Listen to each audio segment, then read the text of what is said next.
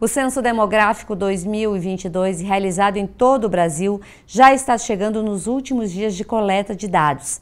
Em Erechim e também nos 28 municípios que compõem a região, os dados já começam a ser levantados e planilhados, para que a população tenha conhecimento dos verdadeiros números, conforme explica o responsável pelo IBGE de Erechim. Acompanhe agora. No ano de 2022 foi dado o início do Censo 2022, onde toda a população foi recontada. E para a gente entender melhor essa estatística, esses dados aí que foram levantados, nós convidamos o diretor do IBGE Erechim, o Admar Dorfel, que vai nos falar um pouquinho sobre os dados preliminares, o que se encontrou aqui na cidade de Erechim e também na nossa região.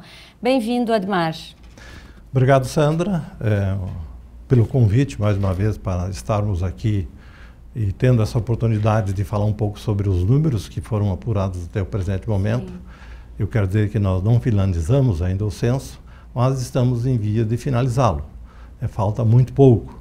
Praticamente estamos agora no rescaldo, voltando naqueles domicílios em que existem pessoas que residem, mas até o presente momento ainda não foi possível recenseá-las, né? Então é esse trabalho que nós estamos executando. Os números, de repente, não é aqueles números que a população imaginava que Erechim pudesse ter. Todo mundo imaginava que a população tem aumentado, não foi isso? Sim. A gente ouve comentários por aí, inclusive nas redes sociais, que Erechim teria que ter 110, 115 mil habitantes, 120, uns até falaram em 150 mil habitantes. Mas nós temos um porém aí, um ingrediente muito importante, que é a baixa taxa de natalidade. Nós temos uma taxa de natalidade muito baixa, que hoje gira em torno de 1,6 filhos por mulher em idade fértil, né? Isso faz com que há uma desaceleração bastante significativa no crescimento da população. Então, nós, até o presente momento, Sandra, nós recenseamos 102.614 pessoas, né? Essas foram efetivamente recenseadas. Mas nós temos aí aqueles domicílios que eu falei, que são praticamente 400, que tem moradores ausentes, que a gente não conseguiu encontrá-los em casa. O rastreador foi lá 10, 15 vezes e não encontrou. Então a gente está na busca desses. Mas as recusas, que é praticamente 500 domicílios que recusaram emprestar as informações para o IBGE. E tem mais aqueles que receberam um e-ticket para responder pela internet e não responderam. Que também tem um número aí aproximado de 400 famílias. Nós pegamos essas famílias todas e multiplicando pela média de moradores, que até o presente momento nós apuramos 2,49 moradores por domicílio. Nós vamos ter aí 3.200 pessoas aproximadamente. Então, somando aos 102.614, nós teríamos hoje 105.814 pessoas que Erechim teria. Isso pode ser um pouquinho mais, mas a tendência é até de ser menos. Por que a tendência é de ser menos? Porque aqueles domicílios com moradores ausentes, normalmente moram só uma pessoa. 80% deles moram uma pessoa. Então, por isso, dá dificuldade de encontrá-los em casa. E aí, a gente está aplicando, em cima desses domicílios, 2,5. E daí, à medida em que a gente recenseia esses domicílios, vem reduzindo a população, porque não tem 2,5, tem uma pessoa só, no máximo duas, né? Então, isso já vem há muitos dias desse número, a parte de 105.800, fazendo esse cálculo. Então, Erechim deve mais ou menos ficar em torno desse número populacional aí. Pois é, Admar, com esses números aí que, de certa forma, me surpreendem, porque eu também era uma das pessoas que imaginava que teríamos em torno de 107, 108 mil habitantes, e esse índice de natalidade sendo tão baixo, isso quer dizer que nós somos uma cidade de pessoas de meia idade para velhos? Estamos chegando lá, estamos chegando lá. Tanto é que nós temos 2 cortes até o presente momento que o IBGE fez, são crianças até 3 anos de idade, que lá em 2010 representava 3,43% do total da população. Agora, baixou um ponto percentual, 3,33%. Isso dá uma redução de 2,91% a menos. Então ele mostra de forma muito clara a redução da taxa de natalidade. Outro detalhe importante é o registro civil. Se nós pegarmos o registro civil de 2000 para cá, a gente vai ter uma estabilidade no número de nascimentos. Vai ser o mesmo número praticamente todos os meses durante esses 20 anos. E 2020 nasceu menos criança que 2003. Né? Então, para ter uma ideia, não tem como a população crescer. Mas daí, na visão da população como um todo, que Erechim cresceu muito. Erechim, em verdade, cresceu muito em edificações, principalmente horizontalmente e verticalmente também. Cresceu. Só que o número de componentes por domicílio diminuiu. Nós tínhamos lá, em 1990, 3,7 pessoas por domicílio. Em 2000, baixou para 3,33, em 2010, 2,89 e agora 2,49. Ou seja, de 2010 para 2022 é uma redução de 13,84%. Nossa.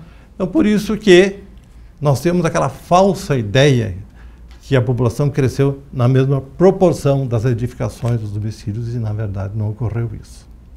Outro dado interessante aqui, Sandra, até nós tivemos um crescimento razoável, média anual acumulado de 2010 para 2022.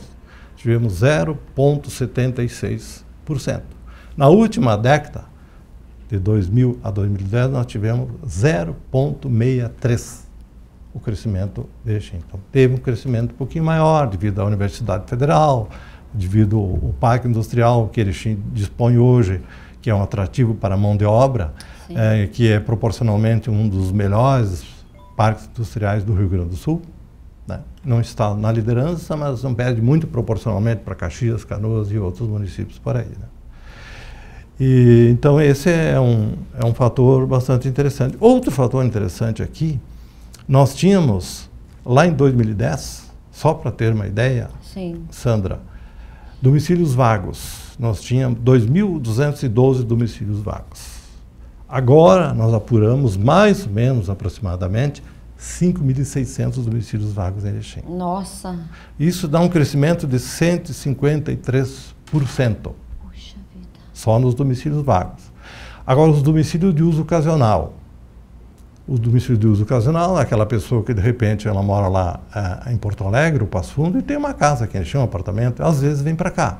Fica um dia, dois aqui, mas a residência é lá. Então, esse domicílio é considerado de uso ocasional.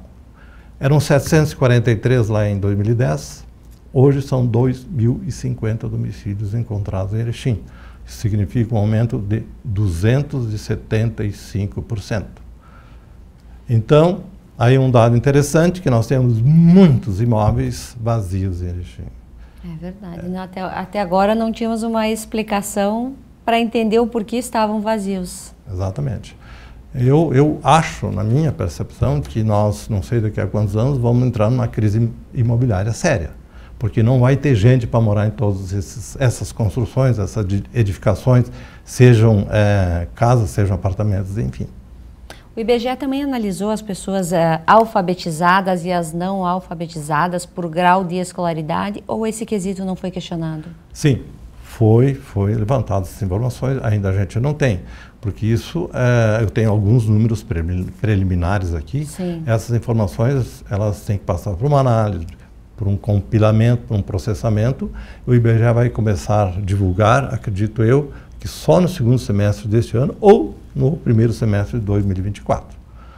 São dados que precisam de fazer uma boa análise, uma boa tabulação, ele é bem complexo.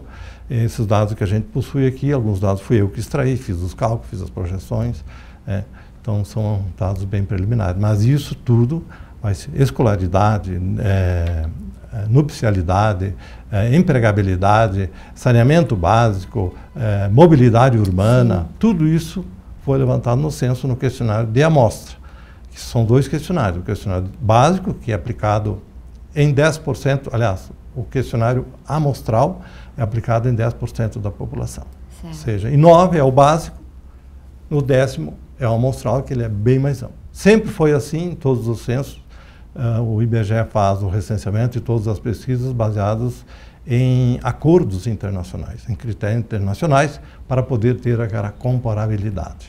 O IBGE ele fez, a agência aqui de Erechim, é claro, fez esse levantamento em Erechim, mas também em algumas cidades aqui da nossa região. Teve alguma cidade que teve um crescimento exponencial de habitantes ou todas diminuíram? Nós, dos 29 municípios que nós temos aí, que cresceu além da última informação do censo lá de 2010, é Nonoai, Trindade do Sul, sim, e Barão do Cotegipe. E Erechim. Dos 29 que nós trabalhamos, são esses só que tiveram crescimento populacional. Trindade do Sul, porque tem lá uma indústria, a JBS, que emprega muita gente, então veio muita gente de outros municípios para Trindade do Sul. E, consequentemente, como Nonoai é um município que é próximo de Trindade do Sul, também recebeu pessoas. Então, Nonoai, em relação ao censo de 2010, vai ter mais ou menos quase 2.000 pessoas a mais. Certo. E Barão de Trindade, 900 e poucas pessoas, 1.000 pessoas, e Barão de Cotegipe em torno de 600, 700 pessoas a mais. Certo. Então, são os únicos municípios que cresceram, o restante todos reduziram a população. O censo, ele, até então, ele deveria estar pronto ainda no mês de dezembro. Erechim não é um caso à parte que atrasou. Várias cidades do país tiveram esse atraso na entrega das informações. Isso foi por falta de recenseadores? Como é que ficou essa equipe? Foi possível obter uma equipe grandiosa que correspondesse ao necessário? Foi por 2 fatores, Sandra. Nós éramos para concluir o censo em 3 meses, 31 de outubro. Sim. E nos censos anteriores sempre conseguimos concluir na data aprazada. Mas agora nos deparamos com 2 situações. Uma foi a falta de mão de obra. Nossa região aqui, a região da Serra, exceto a região da fronteira do Rio Grande do Sul, isso vale para todo o país, teve uma falta de recenseador muito grande. Nós, de 107 recenseadores que precisávamos aqui de Erechim, o máximo que nós conseguimos trabalhar em determinado momento, mas isso não deu mais que uma semana, foi 74 recenseadores. Mas a média que nós trabalhamos foi com a metade. Bah, que então, difícil. consequentemente, nós estamos no 6º, indo para o 7º mês de recenseamento, porque trabalhamos com a metade de recenseadores. Sim. E sem contar com os parcos recursos que nós disponibilizamos para pagar o recenseador. O IBGE havia feito uma solicitação ao Ministério da Economia de 3 bilhões e 200 milhões lá em 2020. E o censo não saiu por razões que a gente já conhece, devido à pandemia. 2020, 2021, saiu em 2022. Mas daí o governo só liberou 2 bilhões e 200 milhões para fazer o censo.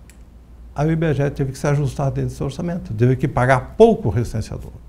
Não foi boa a remuneração do recenseador. Sim. E teve que reduzir o efetivo de outras equipes, como supervisores também. Então, isso são os 2 fatores que impactaram muito nesse trabalho que nós realizamos aí. Né? Quanto à entrega das informações, todas elas são realmente correspondentes à realidade de cada família entrevistada ou teve, de repente, aí algum dado que não correspondeu? Sandra, em relação ao quantitativo de pessoas, corresponde. É o dado mais certo que o IBGE produz, é o quantitativo de pessoas. Mas vai chegar a 100% de forma correta? Não. Não existe nada, perfeição em absolutamente nada, mas vai chegar a 99,9%. Agora, com relação aos demais dados, principalmente os dados econômicos, receitas, salários, enfim, aí é uma outra questão. Eu estava num evento há pouco tempo e uma pessoa me fez uma pergunta bem direta. Os dados do IBGE são reais? São confiáveis? Pois é. E eu respondi a ele, olha, se a população responder, dar as informações de forma verdadeira, correta, fidedigna, tem tudo para serem verdadeiros. Agora, se a população omitir informações, dar dados falsos, consequentemente a informação vai estar prejudicada. Não serão reais os dados do IBGE. Então, nós trabalhamos com a matéria-prima que é a informação da população. É que nem você tiver uma indústria, vai produzir um móvel, se a matéria-prima for boa, Tudo leva a crer que esse produto vai ser bom, de boa qualidade. Então é difícil eu afirmar, vai retratar? Não, porque a informação é autodeclaração. Nós não podemos questionar, eu posso chegar numa mansão e ver lá que tem um caminhonetão, 2 caminhonetão, uma família bem abastada, e a pessoa me diz que ganhou o salário mínimo. E tem situações dessas, tem muitas situações dessas.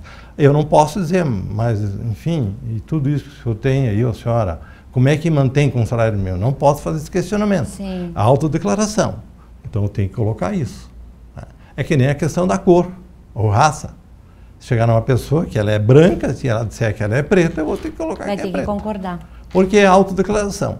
Então tem muitas pessoas que questionam os dados do IBGE, mas eu perguntaria que tipo de informação ele presta quando ele é perguntado sobre as pesquisas que o IBGE coloca aí para serem respondidas. Pois é, e voltando um pouquinho nessa questão de várias pessoas não terem passado essas informações básicas para o IBGE, essas pessoas serão de alguma forma punidas ou elas têm esse direito de não comentar com o IBGE, não passar essas informações que são importantes para essa avaliação?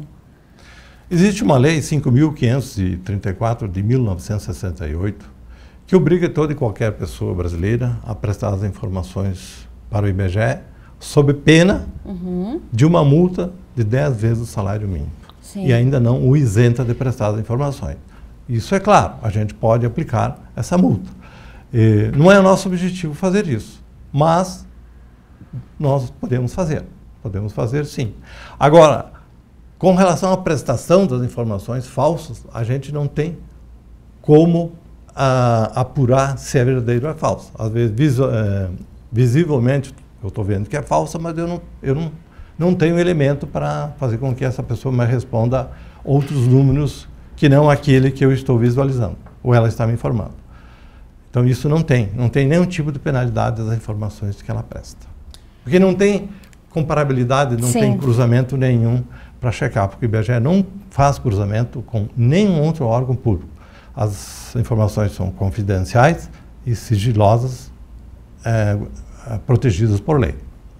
Admar, o que essa diminuição na população de Erechim vai impactar nas receitas do município? Ou não teremos nenhum impacto?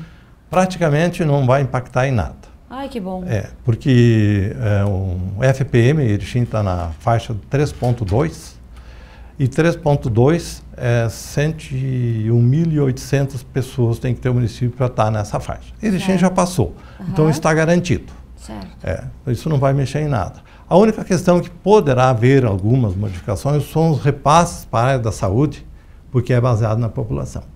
Mas o município não terá prejuízo, porque o município, consequentemente, ele vai atender menos pessoas do que ele pensava que iria atender ou que está atendendo. Sim. Porque a população é menor. Então ele não vai ter prejuízo, ele vai estar recebendo o real, o verdadeiro. Né? Então não vai ter prejuízo nenhum, Erechim está bem tranquilo, está bem sossegado. E o único município aí que nenhum município vai baixar a faixa, porque até 10 mil habitantes é 0,6. E a grande maioria está ali. Só não está Erechim e Nonoai.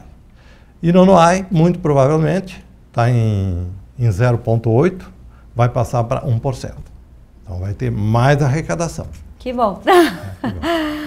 Para a gente finalizar, esses dados todos de Erechim e dos 28 municípios que compõem a nossa região, quando nós realmente vamos conhecer somente ano que vem ou haverá como conhecer realmente esses dados antes? Quando finalizar o censo e o IBGE divulgar oficiosamente ou preliminarmente as informações, a gente já vai ter o quantitativo total da população, masculina e feminina, até eu quero falar sobre isso agora, se tu me permitir. Claro. Tá? Vai ter essa informação. Não sei se já vai ter por faixa etária, mas essas informações já vai ter.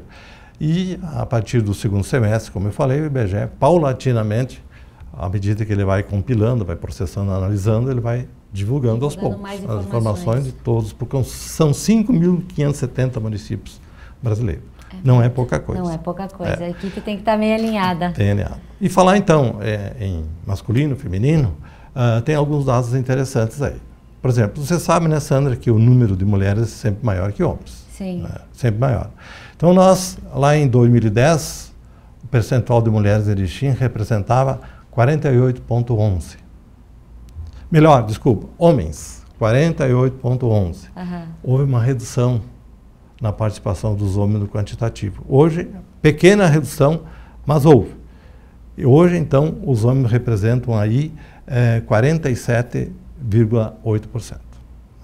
E as mulheres, que representavam 51,89%, agora representam 52,07%. Está crescendo o leque de mulheres, né? Cada vez mais mulheres. E um fato muito interessante, que nasce mais homens que mulheres. Né? Nasce mais homens que mulheres. Cerca de 2,17% mais homens que mulheres. E ainda assim temos mais mulheres do que homens. Por algumas razões bem justificadas. As mulheres estão vivendo mais. Estão vivendo mais, mas tem outro peculiar aí. Né? Um fenômeno é que a mortalidade infantil até 1 ano de idade ocorre muito mais do sexo masculino do que do feminino. Porque não se sabe, cientificamente não foi ainda pesquisado sobre isso. Mas a mortalidade infantil do sexo masculino é bem maior que o do feminino. Aí mostra que os homens são mais frágeis, não é as mulheres. Né? É verdade. E tem outro detalhe interessante também, que a mortalidade, os óbitos, as mulheres representam aproximadamente não, eu tenho dado aqui exato. As mulheres representam 45,71% dos óbitos, enquanto que os homens representam 54,28%. Ou seja, uma diferença aí de quase 10 pontos percentuais. Por quê? Porque o homem, como você disse antes, Sandra, ele cuida menos da saúde que a mulher. A mulher, uma dor de cabeça, já vai no médico. Né? Faz um monte de exames, etc. O homem vai deixando. Deixa para amanhã. Para amanhã. Já mudou bastante essa realidade, mas ainda continua muito presente. E o homem está mais suscetível a acidentes de trânsito, a acidentes de trabalho, a vícios, alcoolismo, drogas, enfim. E também um outro fator que 90 e pouco por cento morre homem e não mulher, é a questão dos homicídios. Então, as mortes chamadas mortes violentas, homicídios, morre muito mais homens. Então aí está o percentual, por isso que se inverte. Nasce muito mais homens, mas morre muito mais homens na idade infantil, até 1 ano de idade, e depois, em função disso tudo que eu falei aí. Então esse percentual aí de homens e mulheres, né, da mortalidade. Pois é, mas hoje a gente também tem outros gêneros sexuais, de ideologia. Como é que fica? Foi pesquisado também? Foi pesquisado. Não foi pesquisado como você está pensando que foi pesquisado. Não foi perguntado o gênero da pessoa. Sim. O IBGE pergunta que sexo você se considera, Sandra. Se você me responder que é masculino, eu vou colocar masculino. E assim é perguntado para todas as pessoas. É autodeclaração. Sim. Eu posso estar vendo que a pessoa é um homem, mas ele me responde que é do sexo feminino, eu vou colocar. Tenho que respeitar a opinião. Tem que respeitar. Então, ele contempla essa questão aí, porque tem muita gente que são masculinos, mas se declaram femininos. É verdade. E o contrário também é verdadeiro. Então agora a gente só fica aí na expectativa de ter esses dados realmente todos planilhados, apresentados para a população, né? E que vai demorar um pouquinho. Vai demorar. Eu queria falar mais um dado que eu tenho aqui, claro. se tu me permite, né? Sobre o número de nascimentos em Erechim. Nós tivemos de 2010 a 2022, embora 2021 e 2022 nós não tenhamos dados ainda do Registro Civil, mas eu apliquei para esses 2 anos o que foi obtido lá em 2020. E vai mudar pouca coisa. Sim. Então nasceu 16.016 pessoas nesse período. No entanto, morreram 10.613 pessoas. Então nós tivemos um saldo positivo aí de 5.403 pessoas de crescimento natural de Erechim, de pessoas que residem aqui. Então pode ver que o Registro Civil não deixa, o Registro Civil não deixa que o censo seja mentiroso. Não tem como. Não deixa. Né?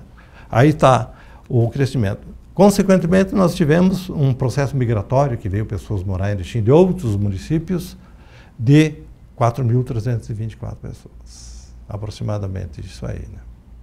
Os venezuelanos, haitianos, eles entraram na nossa contagem ou não? Entraram. Uma curiosidade. Entraram, porque o IBGE está aqui, morando em Erechim.